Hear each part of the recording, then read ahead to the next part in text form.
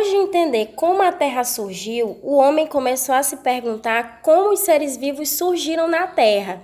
E então, eles atribuíam esse fator a uma teoria conhecida como abiogênese ou geração espontânea. A abiogênese, como o próprio nome diz, a gente lembra de negação, não, bio, vida, e gênese, criação. Então, não formação de vida. Ou seja, é a criação da vida surgindo da matéria morta sem vida, por isso geração espontânea. Essa geração acreditava que para se ter ratos, por exemplo, existia uma receita. Era só você pegar uma camisa suja, colocar em um cantinho escuro e esperar alguns dias que os ratos iam aparecer. Nessa época, eles acreditavam que os ratos surgiam da própria camisa. A camisa dava origem à vida. Não se pensava que era a atração para os ratos, aquela sujeira, aquele cheiro da camisa, mas sim que a própria camisa dava origem a ratos. Mas, graças a Deus, a ciência evolui.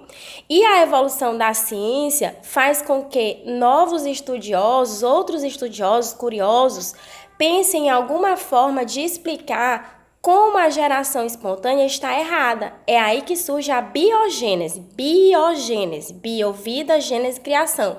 Que a vida surge, é criada da própria vida. Para que a vida existe, é necessário um ser de mesma espécie dar origem a um novo ser que também será da mesma espécie. Essa é a biogênese.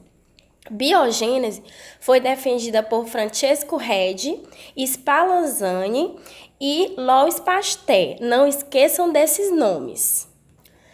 Francesco Redi, ao ler um livro conhecido como Ilíada, atribuída à autoria a Homero, em um trecho desse livro, ele percebeu que Aquiles temia que o corpo de Patroclus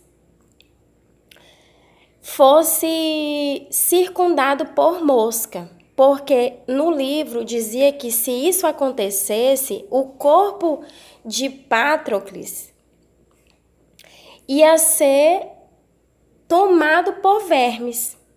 Então, naquela época, eles acreditavam que o corpo em putrefação era capaz de dar origem a vermes. Mas Redi, ao ler esse livro, teve uma curiosidade e atribuiu esse fato às moscas que circundavam ao redor dos cadáveres, pousavam nos cadáveres, colocavam os seus ovos. Quando esses ovos eclodiam, as larvas surgiam.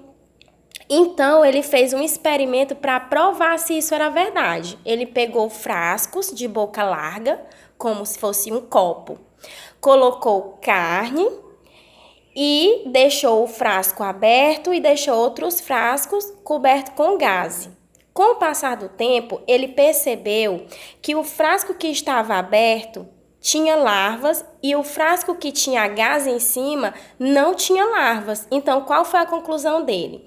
Que como o frasco que estava aberto, as moscas conseguiam entrar e pousar os seus ovos na carne, aquelas larvas não surgiam espontaneamente da própria carne em putrefação, mas surgia das moscas que pousavam na carne e depositavam os seus ovos. E então, Francesco Redi conseguiu derrubar temporariamente a geração espontânea, porque Leeuwenhoek, que era um holandês, estudioso e curioso da época, fabricava microscópios e em um dos seus microscópios ele visualizou pequenos animáculos, que são micro-organismos, bactérias, fungos, seres microscópicos, que a gente só consegue ver com lente de aumento. E aí eles começaram a se perguntar, e esses seres tão pequenos, de onde eles vêm? Como eles não conseguiram nenhuma resposta, eles atribuíram que os seres microscópicos surgiam por geração espontânea. Os seres maiores não. Eles realmente surgiam por biogênese, por uma vida pré-existente que criava uma nova vida. Mas os seres muito pequenos surgiam sim por geração espontânea. Vamos terminar de entender tudo isso em um terceiro vídeo, para não ficar muito extenso.